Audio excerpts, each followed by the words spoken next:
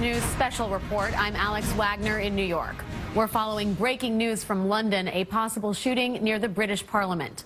Several people are reported injured. We are seeing a massive police response. Witnesses report hearing loud bangs that sounded like gunfire. The Parliament is in lockdown and work inside has been suspended. Jonathan Vigliotti is in London. Jonathan, good morning.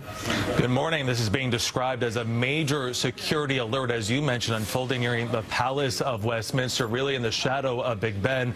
According to police, and we're just getting this information in, a man apparently carrying a knife charged through the gates into the front yard of the parliamentary compound. Shouts, a lot of screaming, possible gunshots heard. We're also getting updates from the Metropolitan Police on Twitter, and I want to read you what we're actually seeing right now. Quote, "We were called at approximately 2:40 p.m. that's here London time to reports of an incident at Westminster Bridge being treated as a firearms incident. Police on scene." Again, that tweet coming from the Metropolitan Police.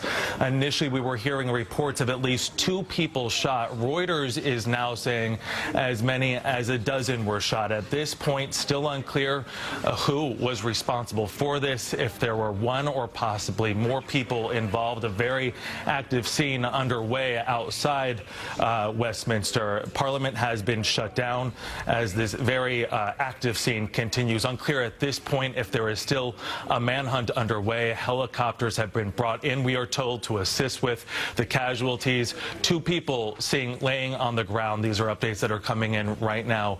Again, the Parliament Square, the area where this attack took place, still closed as an active search underway. The motive at this hour, still too early to say. Jonathan, we're just getting some video from the exact moment when Parliament was closed and suspended. Let's take a look at that. Order! I am now going to suspend the sitting of the House. This House is now suspended, but please wait here. So that's dramatic video footage from inside Parliament when the session was suspended because of activity and shooting in and around the area. Jonathan, can you tell us more about the police presence and what the perimeter of the security scope is?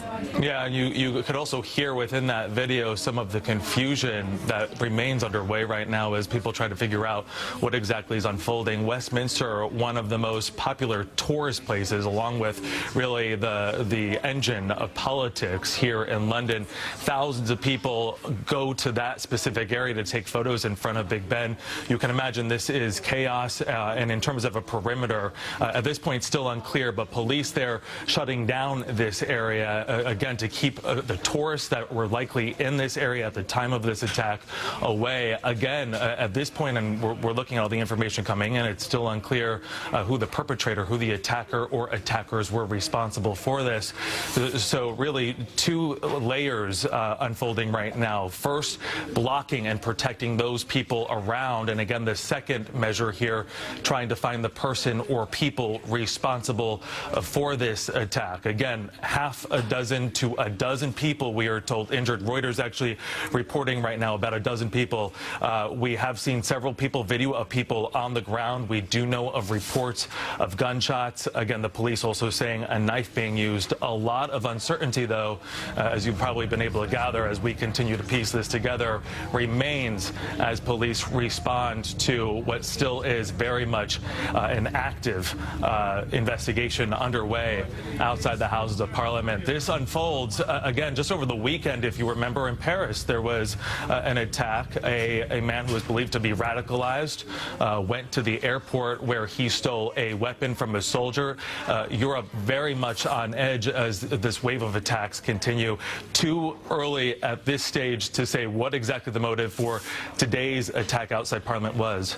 But again, you can imagine Europe, London, very much on edge as police now responding to this emergency situation outside the Houses of Parliament. Alex. Jonathan, we were seeing some running outside of that gate right there. For those who are unfamiliar with the area, the territory of the tract of London we're talking about. You mentioned Big Ben. This is a tourist area as well as an area where the government, of course, finds its seat. Tell us a little bit more about the location specifically, if you could. Yeah, so this is really the heart of London. This is where, if you are a tourist coming here to visit, if not day one, day two, you go to this area. Not only the Houses of Parliament, where politics play out, but also just the sights and really the history, the architecture, a huge draw. Big Ben, obviously, we all know Big Ben. But then across the way, the sites that kids really like to go to, like the London Eye, the huge Ferris wheel right over the Thames. Again, thousands of people, tens of thousands, really going to this area just to take photos alone, let alone just exploring the history. And this is happening really in the height of a day when people would go at this hour to engage in such activities, taking these photos. Again, such a huge draw for tourists. But again, you can't forget politics and business here. This is also a major thoroughfare for people going to work. This is really happening at around 2:40 local time, so really at the height of the business day. Really a nightmare for police, and really becoming difficult as this investigation remains underway. Alex. Again, this is a fluid situation. I want to go now to an interview that our partners at Sky News did with a witness on the scene. Let's take a listen to that. And a vehicle looked like a 4x4. I could see on the opposite side of the road it crashed into the railings. There was smoke coming from underneath the bonnet of this vehicle. I walked on a few paces further and saw what I assumed to be either a pedestrian or a cyclist who'd clearly been hit and wasn't moving, although he did then gently move for a couple of seconds.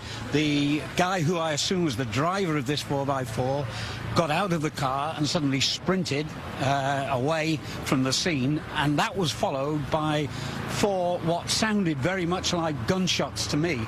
And then all of a sudden, of course, all hell was let loose. Police descended everywhere. The whole area was locked down. All right, that was an eyewitness account of what's happening here. Again, it's a fluid situation. We're hearing reports of a possible shooting near the British Parliament. That witness just said he heard up to 4 gunshots. Jonathan, what more can you tell us about the way police have responded in the immediate aftermath of all of this? Yeah, well, we know several people injured, and a helicopter, we can tell you, has been brought in to help with those injuries. Again, we're hearing as many as 12 people injured. From what that eyewitness describing, clearly loud noises of some sort. As we piece this together just from the Metropolitan Police, their own words via tweet, clearly gunshots were involved. Again, just to bring back into this, being treated as a firearms incident, according to police. Also going on to say that a knife was involved here. There are ambulances, obviously, they're on the ground. This is not only a major tourist destination, as we've already gone into, but a really difficult place to reach. So just getting emergency vehicles and the first responders into that area to stage that area to respond to the number of victims is going to be tricky, and really a priority at this point. Again, as many as 12 people, although that number could rise, as it's still unclear how many people were injured and the extent of what exactly unfolded. Again, though, police saying they are treating this as a firearms incident, as now the rescue effort remains underway to help those that were injured outside the Houses of Parliament. And we do know that Parliament suspended its session. I am not sure, Jonathan, if you know whether members of Parliament are still inside the building or whether they were evacuated. And that's unclear. You know, the information that we have right now, I can't go too much into detail about that. We do know that there were people inside at the time. And as you see that video that's playing right now, some were told to wait inside. You know, whether or not they would have been evacuated at the height of so much uncertainty, it seems unlikely. Of course, though, a perimeter set up, the Parliament on lockdown, and we're also being told a number of businesses and other office buildings in the area locked down as this active, what we believe to be an active manhunt, continues. At this point, unclear. You have to think about this, how many people were involved in this attack, whether it was carried out by one person acting alone or if it was by multiple people. Many things remain uncertain, very fluid, as this literally just happening a few minutes ago. Jonathan, we know that the British take security very seriously. What is the normal police presence like on your average day? Yeah, pretty much anywhere you go throughout London, it's commonplace to see police patrolling the streets. We went into detail a little bit about this earlier. The wave of attacks that have really took place throughout Europe over the past 2 or 3 years have been good reason for the increased security and patrol presence that we see throughout Europe, and especially here in London. London has not had a major attack in several years. Just over the weekend, they actually staged their own test attack on the Thames, planning out a hostage situation. So very much on heightened alert. And you can see that play out this afternoon as now police respond to a very real threat outside the Houses of Parliament. And still at this point, and we're hoping to get an update on whether or not we have any sense from police if this was one person or multiple people, but that still at this point, at this hour, remains unclear.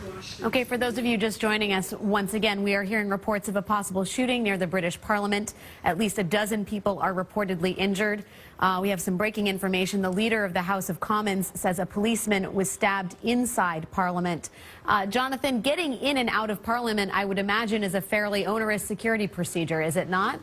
That is correct, and we're actually hearing that information as well to confirm, again, a leader of the House of Commons saying a police officer stabbed inside Parliament, and how that would happen, what kind of clearance this person would have in order for that to carry out, unclear. We've gone into Parliament, I've been in Parliament, and it requires, for myself, having a press pass or having some form of identification.